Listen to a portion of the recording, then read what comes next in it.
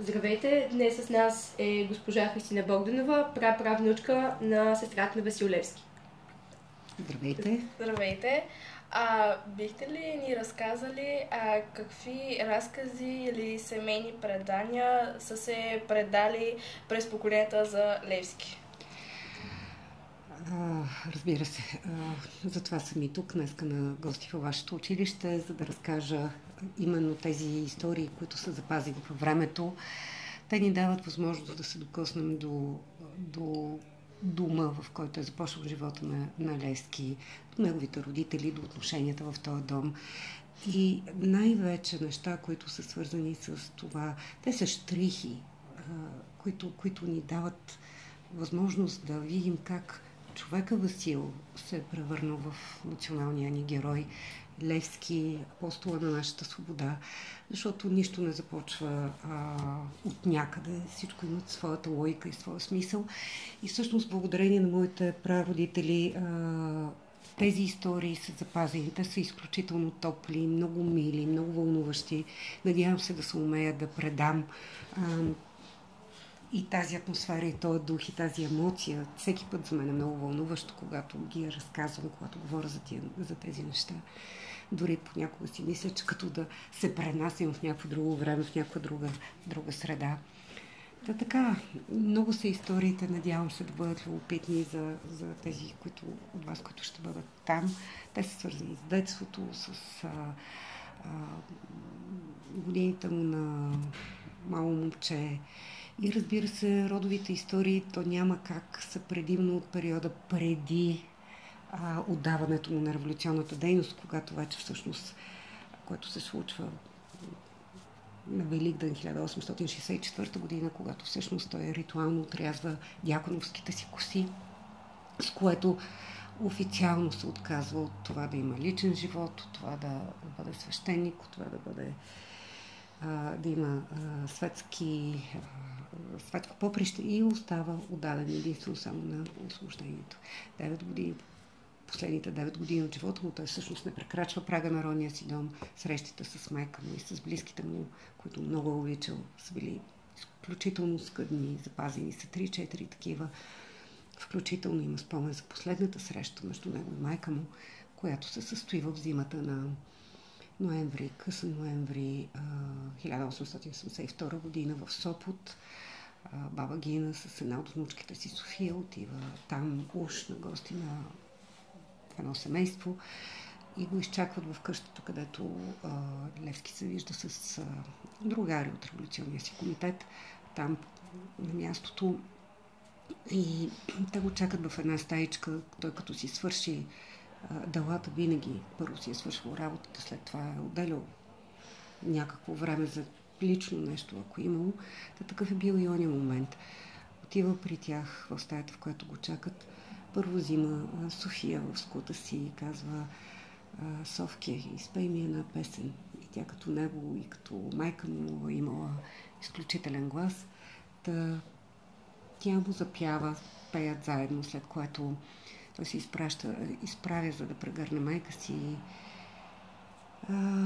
И може би това е единственият момент в неговия живот, в който той вижда сълзи в очите на майка си, която като че може би е предусещала, че сигурно го вижда и за последен път. Той с изненада я пита: Маля, защо плачеш? Тя се умява да се събере и казва: от радост, синко, от радост. И той прегръща. Това е всъщност няколко месеца преди да си отиде. Да. А какви лични вещи, нещо свързано с него пази вашето семейство, освен множеството истории за него? Всички снимки, които са намирани, са стигали напред във времето, писма, съдарени в къщата музей Васил Левски в Карлово, защото вярваме, че там принадлежат.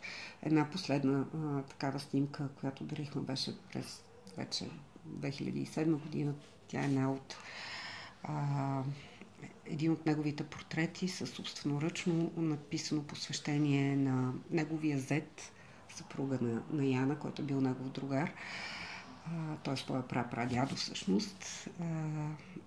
Тази снимка я дарихме последните неща. Иначе най-ценната реликва, която пазим семейството си на този Великден, за който ви казах, Левски реже диаконовските коси и ги дава на майка си с заръката, че един ден, когато научи, че е загинал и гроба му не бъде намерен, да ги опее и да ги погребе вместо него. И действително в февруари стигат слухове в Карлово, че обесено никой не смее да се изправи пред баба Гина и да й каже какво се случва с сина й.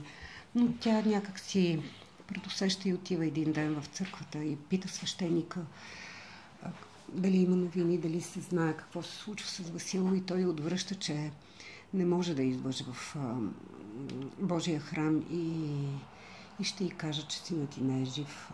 Синът ти Василий не е сред живите от зарънта на 6 февруари, което по нов стила 18 февруари, днешния ден. И баба Гина нищо не казва, остава безмълвна. Тук събере силите си, прибира се в дома. Тя към този момент живее при дъщеря си Яна, защото е много болна и възрастна. Вади от съндъка си косите на Левски и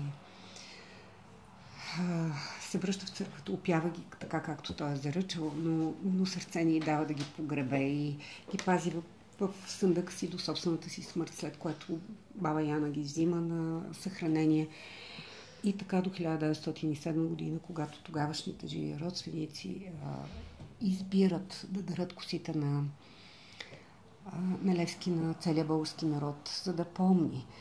Така пише и баба Яна в нарочното писмо до тогавашния министър на просвещението, че тези коси да напомнят на българския народ за нейния брат, юнак мъченик, както го нарича. Но преди да предаде косите му, всъщност тя отделя по едно кичурче от тях и ги дава на своите деца. И те върват в поколенията в нашите семейства. И така, това е може би най-безценното нещо, което имаме в дома си. Разбира се, косите могат да бъдат видени в Военно-исторически музей или в Параклиса, в Карлово, в родния дом. Но това, което аз съм ги отделила няколко час за да не ги загуба, когато хода по срещи и съм донесла няколко от неговите коси, за да ги споделя и с учениците, и с хората. Не всички са ги виждали лично. Това е най-ценното, което всъщност имаме, освен родовите истории, които те имат. За мен лично имат огромна стойност. И емоционална, и чисто човешка. Да, те са просто много важни и ние много се радваме, че може да се догостим до вас и до историята за Левски. Според вас, всъщност, как той би възприел днешна България и как в момента ние живеем? Допускам, че както и тогавашна България, защото ми се струва, че има две Българии и днес. И едната е на хората, за които неща като свобода, достоинство, уважение, трудолюбие, смисъл, любознателност имат значение и имат реално съдържание. И благодарение на множеството срещи, къде ли не из цялата страна, вече 20 години го правя това нещо, ги виждам тия хора, виждам децата, виждам възрастните хора, виждам различните етноси, които продължават да са обединени по невероятен начин от Левски. При тях има и любов към българското и българщината, има уважение към миналото, има стремеж към добруване и усилия в тая посока.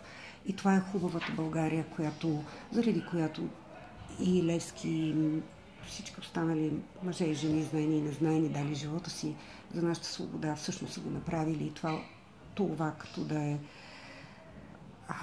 благодарността към тяхната саможертва. Но, за съжаление, има и една друга България, която е грозна, която е уродлива, представена от сегашните така наречени управници и политици, които дори да полагаха съзнателни усилия, се чуда понякога как е възможно да са толкова наопаки от всичко това, което нашите предшественици са ни завещали като и смисъл, и отношение. Самия Левски, примерно, каза: играем си с живота на 7 милиона българи. Много внимателно трябва да се пипа. Нещо, което тази алчност и арогантност и самозабрава и усещане за беззаконие и тотална незаинтересованост към живота е нещо, което е много потресаващо. Левски, ако е жив днес, вярвам, че би правил това, което е правил там и тогава срещу османските иззедници, днеска би го правил срещу нашите така наречени политици. А какво мислите за нещо от последните дни? Именно преименуването на Софийското летище на негово име. Не съм сигурна, че разбирам какъв е смисъл и каква е идеята за това нещо. На мен лично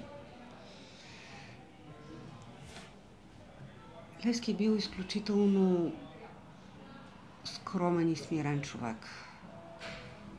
Много наясно със собствената си ценност и стойност и точно за това много смирен. Всичките тия фалшиви, хайде да не ги определям фалшиви, но с неясна цел използване на неговото име и на неговата фигура, всъщност не знам каква е добавената стойност. Не мога да разбера как това е израз на почит към него или пък някакъв начин да пазим паметта му. Вярвам, че има много други, доста по-смислени начини това да бъде направено, като например се грижим за добруването на този народ и работим в името на това. Всеки според позицията и ролята в обществото, която има. Това би било много по-отблагодаряващо се. Не съм сигурна, не мога да го наместя още в себе си и да го видя като някакъв смисъл или полезност или каквото и да е било. Да. И за нас е много. Да. Наистина нещо от наистина последния момент с нощи. Да, така е. Не знам как да го наместя в себе си това като новина. Да.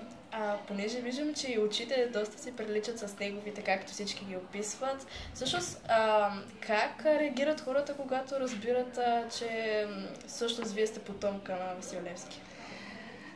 Много е вълнуващо всеки път и всичките тези срещи ги са безценни преживявания в моя живот. Благословена съм от съдбата, не знам защо.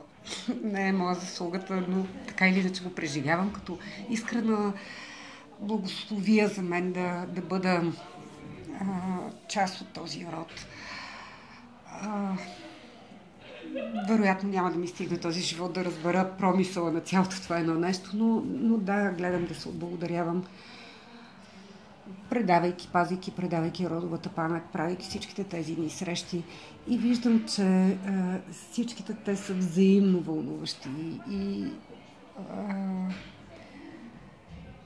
начинът, по който хората ме допускат в сърцето си, е много стоплящ, много не знам, повтарям се, но наистина това е едно богатство, което съм щастлива, че имам. Да, така е. Много ви благодарим за това кратко интервю. Радваме се, че бяхте с нас и че имахме възможността да се докоснем до вас и до историите за Васил Левски. Благодаря. Благодаря ви.